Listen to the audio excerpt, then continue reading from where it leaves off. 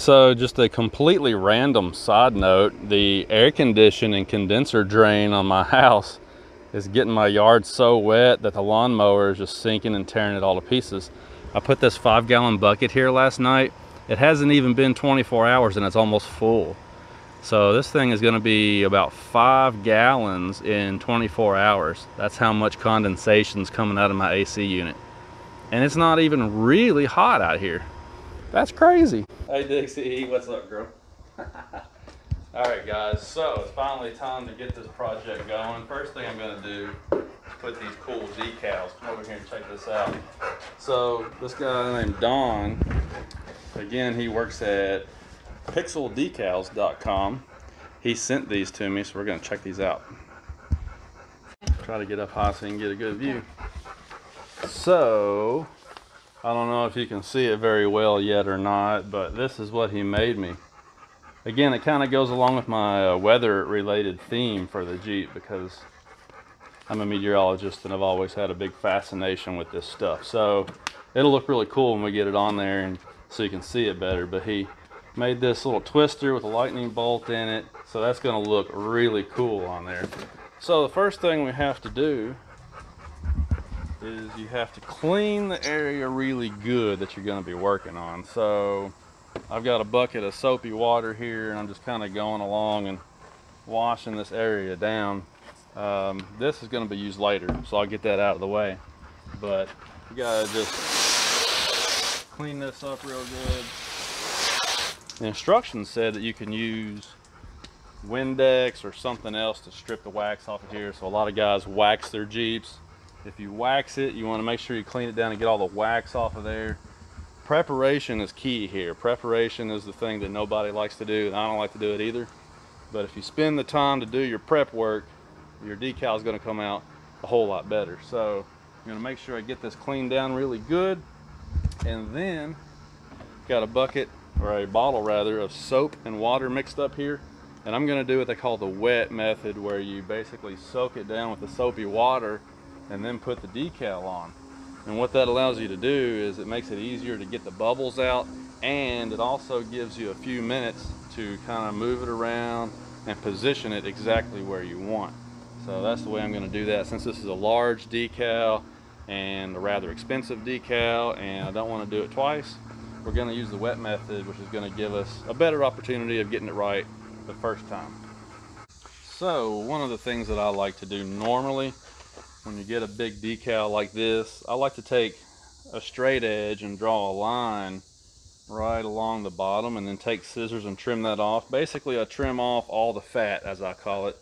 You're trying to get rid of all of this excess transfer paper and just leave the decal, the lettering rather. And the reason I do that is because when you go to put it where you want it, if you don't have a bunch of excess there, it makes it easier to kind of line it up and get it straight. But the problem with this decal is that where he put this custom graphic in here for me, see how it hangs down a little bit lower than the lettering? So obviously I'm not going to be able to cut a straight line across there. He's pretty much got it cut at the top and the bottom as close as you can get it already. So we're going to have to leave this one like that and just put it on here, and then hopefully we'll be able to size it up and use the, once I have the soapy water on there, we'll be able to use that to kind of move it around where we need it. And while I'm standing here thinking about this, on second thought, I guess I could still trim right there. And that would still leave me the ability to see how there's a nice straight line at the bottom of the lettering. I can still use that to, because what I'm going to do is I'm going to use this crease right here as my reference. And so if I line this up with that crease, I can eyeball it and get it parallel down through there. So I guess I could still trim that up. I may still go ahead and do some trimming right there. That might help me visually when I'm putting that on there. So let's do that. Let's do a little trimming and then we'll get started. Alright, so we got some trimming done here, and I just think that'll make it a little bit easier. Of course I have to get it higher than that to make room for the little twister there. But you can see how now you can use this bottom edge of the lettering with this crease sort of as reference. So just anything to give you some visual cues to kind of help you once you get this thing on there, because once you take that backing paper off right here and stick it on there, you don't have much time to work with. You know, the water and soap's going to come out, and you got to get it, you know, you got a little time, but you got to get it where you want it. You know, there's no turning back at that point, I guess is what I'm trying to say. Alright, so the first thing I'm going to do here is I'm going to go ahead and try to peel the transfer paper off of the backer paper. And when you do this, let me flip it over. Sometimes these letters will try and stick to the back instead. So you got to be real careful, go really slow. See how the letters are coming off. You got to go real slow and just, you know, if you got one that's stubborn and it tries to stick to this, you can back up, try a couple of times. If you have to, you can be very careful and take a fingernail and kind of give it some coercion. Sometimes they'll come on off, but main thing is just to go slow and be careful here. Don't let it roll up on itself and hang up, because then you'll have creases in your stuff. Patience is the key here.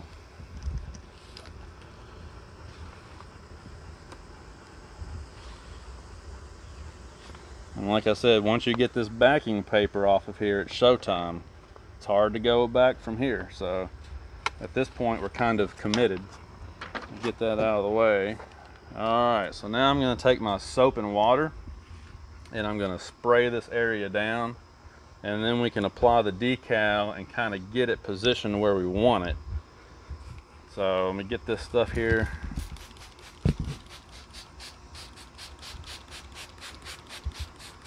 Don't be afraid to use too much, because you're not going to put too much on there.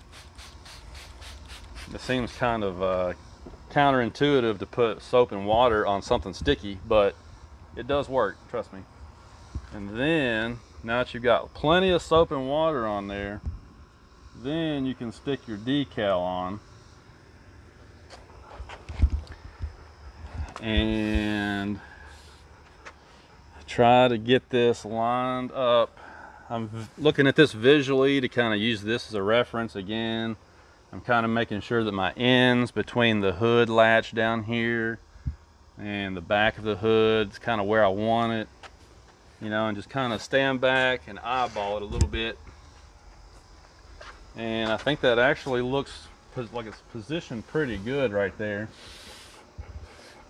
Notice how the water is kind of squeezing out. You can also use a little plastic, well, I just had a mind blank. Squeegee, whatever the word is for this thing. One of those moments. Anyhow, you can use a plastic one of these or a credit card or something, but if you do that, make sure you don't come down on your paint. Some guys like to put painter's tape on there to make sure that doesn't happen, but just be real slow and careful with it. And this can help you get all the bubbles out also. And we're just kind of, I'm going to go like this at an angle. See how the water's squeezing out there? So we're getting the air bubbles and the water out at the same time here.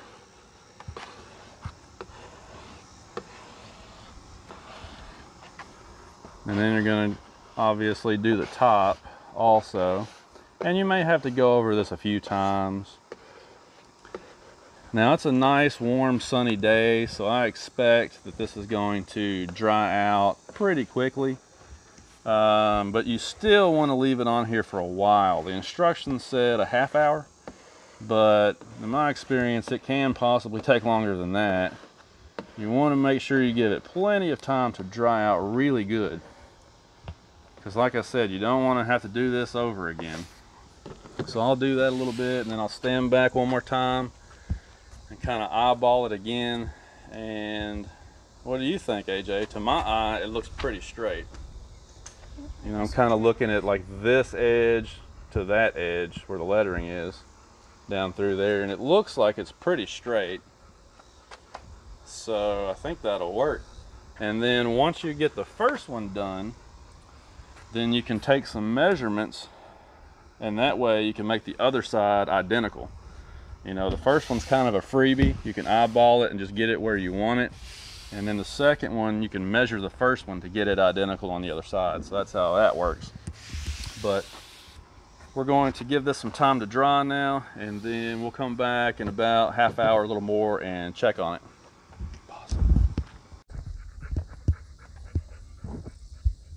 All right, so let's talk about this bed cover.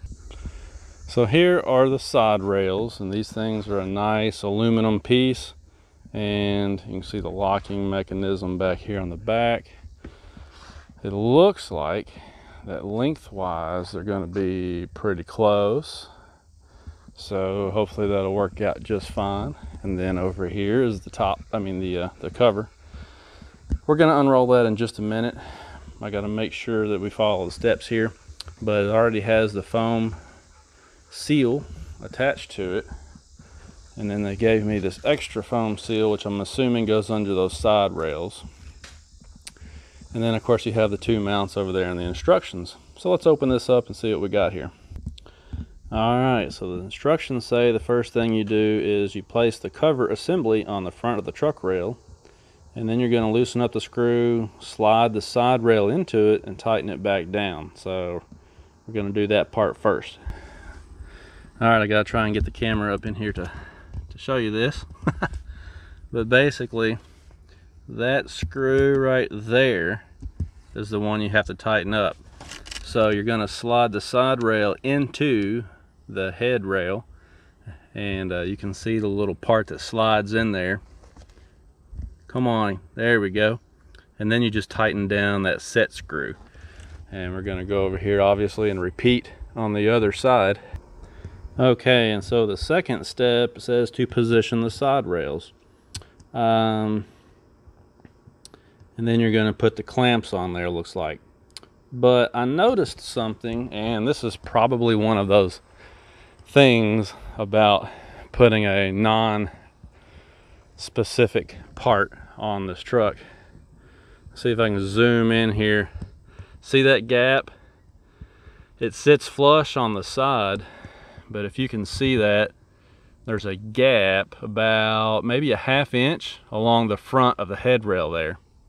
And again, that's just because we're trying to use a Chevy Colorado cover on a Jeep Gladiator. I think it's going to work out fine, but I'm going to use that extra seal that they sent and put up there to kind of take up the slack. Yeah, I think this might be what this stuff's actually for. It says you can use this additional seal on the front of the bed if you don't have a bed liner. Well, in our case, we have a bed liner, but we just have a gap there. So I guess that's exactly what they put that in the kit for. All right, looks like that did the trick. So now you can see that gap is filled up. Awesome. So this is gonna work just like a glove, fit just like a glove. Awesome. All right, let's keep rolling here. Okay, so here is where things start to get a little bit interesting. So here's your brackets, right? And what it's supposed to do is rest down on top of there and then go up and under the bed rail. And that's where these cargo management rails become a problem, because as you can see, it's preventing the bracket from going up under the bed rail. So we're gonna have to try and get creative here, I guess, and see if we can make this work. It's a shame because all this stuff has worked great so far, and this is a pretty nice looking bracket, even has self-locking nuts on it and everything. I mean, so far it looks like a pretty quality piece. It's just going to take some doing, so to speak, to get this bracket to fit in here. So let's see what I can come up with. Okay, so I got it done. That took some coercion. Man, this camera won't focus. There we go. But you can see how I finally got it in there. Now right here at the back, see, it's right up against the rail there.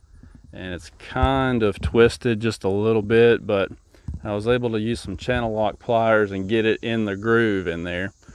There's a channel in there that little foot goes into to lock in. And then you just use a 10mm wrench to tighten it down. And then up front, the one in the front wasn't as bad because I was able to put it all the way in the front of the rail. And you can see how it locks into the channel. So the fronts ended up working out not too bad. The backs were the ones that were kind of difficult. And basically what I did was I just took the bolt completely out and completely separated those two pieces and then put them in there one at a time, and then ran the bolt back in just enough to get the nut threaded, and then I used the pliers to turn it and lock it into place, and then I tightened it down. That was basically the order. So now let's roll it out and see what it looks like. You want to do the honors and roll that bed cover back here, see what happens here.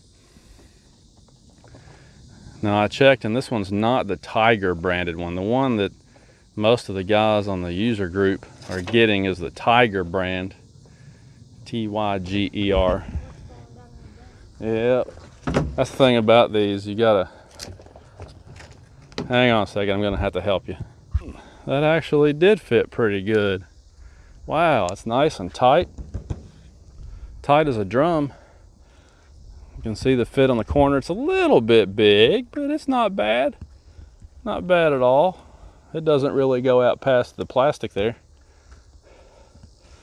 You can see the fit down the side, or the front rather. Of course, I got that double seal in there. Not bad. Not bad at all. Fits about the same on both sides. Nice and tight. Good seal along the tailgate. I don't really see much gap along the tailgate at all. That's cool. And then you got this cable here to unlock it with. Got one on both sides. You can just tug on those and unlock it. It's got those these pegs here that fit down in there and just roll over and lock it into place. And then obviously you can roll the bed cover up. And those are adjustable too, looks like. So, oops. Looks like I'm gonna have to use two hands. There we go. Not bad, not bad at all. So it looks like it'll be nice and weather tight. It's good and tight. Tailgate closes perfectly. Man, this camera's just not getting with it today, so that's perfect. That's gonna work out just fine. So again, this was about 150 bucks off of Amazon for a 15 to 19 model Chevy Colorado. But as the guys on the Facebook owners group said, it fits like a glove. So we saved hundreds of dollars and got a nice bed cover here that we can use. Fits really nice, worked out just fine. And the great thing about it is it's wasn't super expensive. I mean, you could buy 3 of these for the price of one of the Mopar covers. So I think that's a pretty good deal. Awesome. All right, man. So now we got to finish taking these decals off. They should be good and dry now. So it's time to start trying to peel these off and reveal what they look like. All right, so it's been maybe a half hour or so, and it looks like it's pretty dry. I don't see a whole lot of water coming out of it anymore. So I think we're ready to peel this off and see what it's gonna look like. And the thing about these decals is that Don over there at Pixel Decals, he can make you whatever you want. You know, just shoot him an email, tell him kind of what you're interested in. He can do all kinds of different things. He's really good at it too. He's done these for a lot of Jeepers. So, all right, here we go. I hope this works. Oh man. I'm liking what I'm seeing so far. So far, I don't see any bubbles. The trick here is to go really slow. Just like when you're peeling off the transfer paper, or the backer, I mean. Same thing here when you're peeling off this transfer paper. You want to go real slow, just take your time. Oh man, this is going to look great. I don't see any bubbles at all yet. Do you? No. No, I don't see any. So far this looks really cool.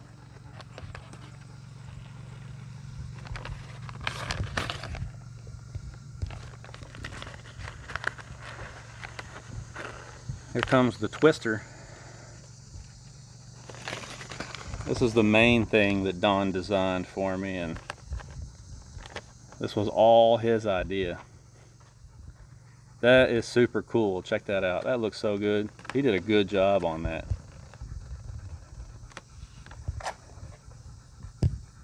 You can still see a little moisture in there, but it was mostly dry, so this worked out great.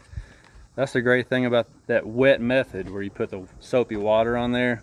It makes it so easy to get the bubbles out and to line this up real nice. That's definitely the way to go. All right, check that out.